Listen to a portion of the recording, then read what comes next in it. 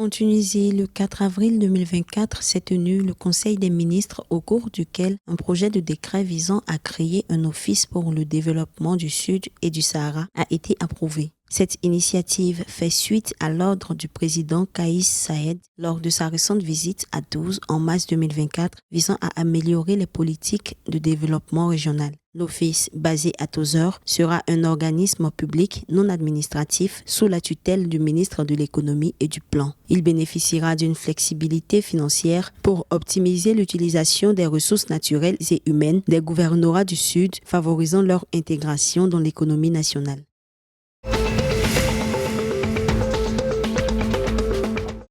En Égypte, le gouvernement poursuit sa politique de redynamisation du secteur touristique. Le 4 avril 2024, dans une réunion tenue par le Premier ministre égyptien Moustapha Madbouli avec le ministère du Tourisme, il a été question de décortiquer l'importance du secteur touristique dans le pays. Moustapha Madbouli affirme la volonté du gouvernement à attirer et à maximiser les investissements autour de ce secteur. Le gouvernement égyptien qui travaille sur 3 piliers pour encourager les investissements dans le secteur touristique égyptien entend attirer annuellement 30 millions de touristes d'ici 2028.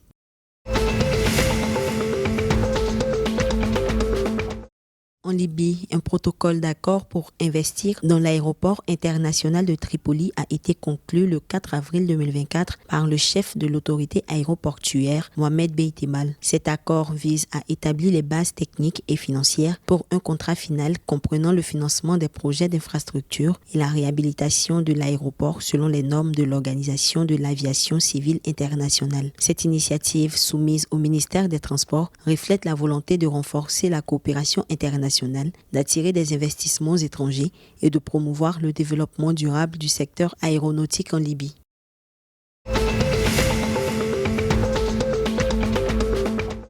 En Algérie, le gouvernement a opté pour une discipline routière durant l'Aïd el-Fitr. Un programme spécial a été dressé par l'établissement public du transport urbain et suburbain d'Alger pour faciliter les déplacements des citoyens dans la capitale. Ce programme comprend une couverture de 186 lignes avec 189 bus le premier jour de l'Aïd, 263 bus le deuxième jour et 189 bus le troisième jour. Les horaires de service vont de 6h à 19h pour les brigades de jour et de 19h à 1h40 pour les brigades de nuit, avec une fréquence de rotation de 30 minutes en moyenne. L'ETUSA souligne que des services complémentaires viennent s'ajouter aux lignes régulières desservant les cimetières quotidiennement.